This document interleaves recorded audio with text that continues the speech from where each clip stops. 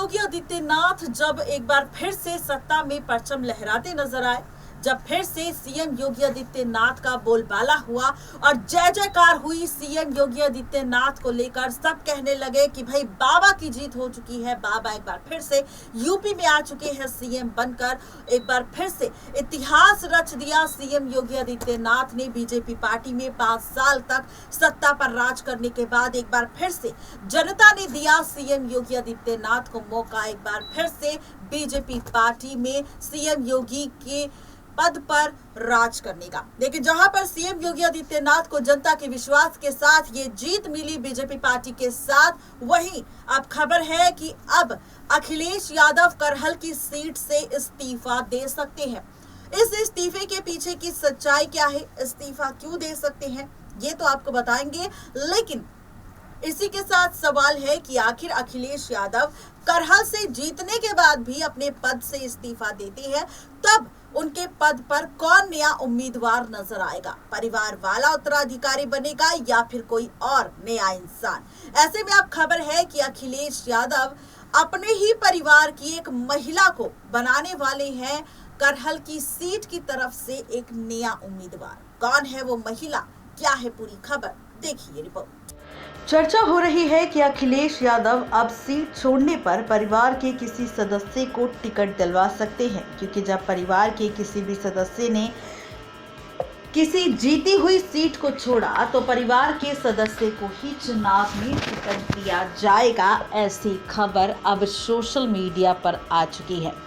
जैसा कि आप जानते हैं कि सीएम योगी आदित्यनाथ के एक बार फिर से जीतने के बाद सोशल मीडिया पर यह खबर जोरों शोरों से वायरल होने लगी कि यूपी विधानसभा चुनाव में अब अखिलेश यादव करहल की सीट से जीते तो है, लेकिन अब अपने पद से वो इस्तीफा दे सकते हैं।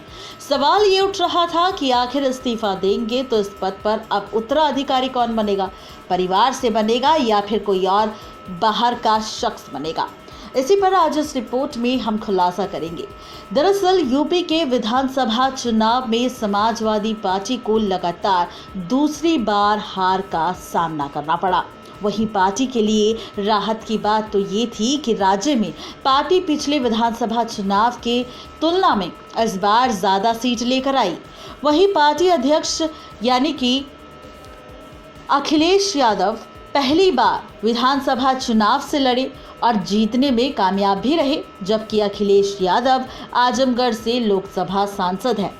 लेकिन अब चुनाव जीतने के साथ ही चर्चा शुरू हो चुकी है कि अखिलेश यादव 2 सदनों में सदस्य हो चुके हैं और नियमों के मुताबिक अखिलेश यादव को एक ही सदन की सदस्यता मिल सकती है और ऐसे में दूसरे सदन से उन्हें अब अपना इस्तीफा देना होगा।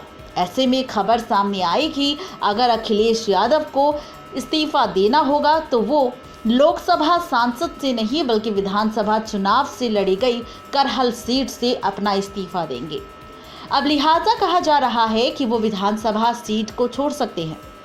असल में बात यह है कि 2019 के लोकसभा चुनाव में अखिलेश यादव ने आजमगढ़ सीट पर चुनाव जीता था, लेकिन राज्य के विधानसभा चुनाव में उन्होंने एएसपी के गढ़ कहे जाने वाली करहल सीट से भी चुनाव लड़ा और वो चुनाव जीत भी गए। ऐसे में अखिलेश यादव ने अपने अगेंस्ट खड़े बीजेपी के एएसपी बघेल सिंह को काफ़ी बड़े वोटों से हराया। लेकिन अब पार्टी की हार के बाद अखिलेश यादव की विधायकी छोड़ने की चर्चा जोरों शोरों से है।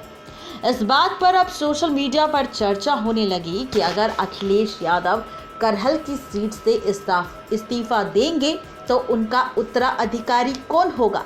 खबरों की माने तो इस मामले में अखिलेश यादव के करीबी माने जाने वाले राम गोविंद चौधरी का नाम अभी तक सामने आया है, क्योंकि इस बार वो चुनाव हार चुके हैं, जबकि राज्य में वो 17वीं बार विधानसभा चुनाव में नेता के तौर पर विपक्षी रहे थे।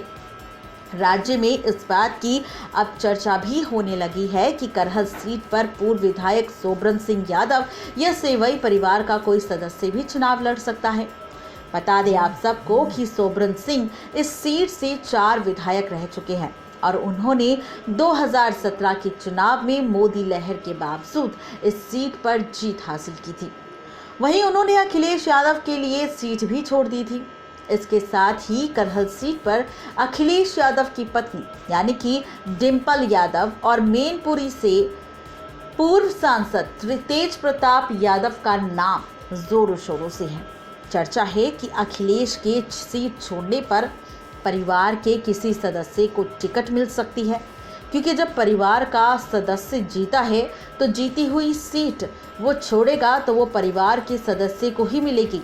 आपको बता दें कि राज्य मुलायम सिंह यादव ने 2004 में लोकसभा से इस्तीफा दिया था, तो उनके भतीजे धर्मेंद्र यादव को उपचुनाव में प्रत्याशी बनाया गया था। वहीं अब मुलायम सिंह यादव ने 2014 के लोकसभा चुनाव में आजमगढ़ और मैनपुरी में चुनाव जीता था और उन्होंने बाद में मैनपुरी सीट छोड़ दी, जिस पर पोते तेज प्रताप सिंह यादव को पार्टी ने प्रत्याशी बनाकर बैठा दिया और वो जीतने में कामयाब रही। लेकिन वहीं अब खबर आ रही है कि अगर करहल की सीट से अखिलेश यादव अपना इस्तीफा देते हैं तो वो भी प्रत्याशी के तौर पर अपनी पत्नी डिंपल यादव को करहल की सीट से खड़ा कर सकते हैं। जी हाँ, बिल्कुल ठीक सुना आपने। बता दें कि एक प्रत्याशी और विधायक के तौर पर अब अगर नज़र आएगी तो डिंपल यादव करहल की सीट की तरफ से, क्योंकि यहाँ पर जिस तरीके से नियमों के तहत 2 सदनों की सदस्यता नहीं रख सकते अखिलेश यादव, ऐसे में अखिलेश यादव विधानसभा चुनाव को छोड़कर अब करहल की सीट से इस्तीफा देकर सिर्फ लोकसभा चुनाव की सदस्यता में ही रहेंगे और ऐसे में विधानसभा चुनाव की सदस्यता को छोड़कर अपनी जीती हुई सीट पर अपनी पत्नी डिंपल यादव को ही बैठाएंगे और ऐसे में डिंपल यादव नई प्रत्याशी बनकर सामने आएगी करहल की तरफ से जनता के बीच, जहां पर अब असली लड़ाई छिड़ेगी अखिलेश यादव से हटकर अपर्णा यादव और डिंपल यादव के बीच। देखना अब ये मज़ेदार होगा कि आखिर ये लड़ाई कैसी लड़ी जाएगी और इस्तीफे के बाद क्या वाकई अखिलेश यादव अपनी पत्नी डिंपल को ही करहल की तरफ से प्रत्याशी के तौर पर खड़े करेंगे या फिर नहीं। इस बारे में आपका क्या कहना है ये ज़रूर बताएं। नेक्स्ट टाइम लाइव की रिपोर्ट। तो देखा आपने किस तरीके से अखिलेश यादव करहल की सीट से इस्तीफा देंगे और अपनी पत्नी डिंपल यादव को लेकर आएंगे करहल की तरफ से नए उम्मीदवार, नए चेहरे के तौर पर, जहां पर एक बार फिर से डिंपल यादव का बोलबाला होगा। कहा जाता है कि डिंपल यादव जब भी प्रचार करती है तो हर जगह वहां पर जीत होती है और ऐसे में अब जब करहल से इस्तीफा देंगे यहां पर अखिलेश यादव, तो डिंपल यादव करहल की सीट की तरफ से खड़ी होती हुई नए चेहरे के साथ नजर आएगी। इस बारे में आपका क्या कहना है? क्या वाकई अखिलेश यादव के इस्तीफे के बाद डिंपल यादव को करहल की सीट की तरफ से खड़ा करना चाहिए या फिर कोई नया चेहरा लाना चाहिए, परिवारवाद को खत्म करना चाहिए और नए चेहरे के साथ नई शुरुआत करनी चाहिए सपा पार्टी को, तभी उन्हें जीत मिलेगी? आपकी क्या राय है ये बताना बिल्कुल ना भूलें नीचे दिए गए कमेंट बॉक्स में। आज के लिए सिर्फ इतना ही, तब तक के लिए गुड बाय।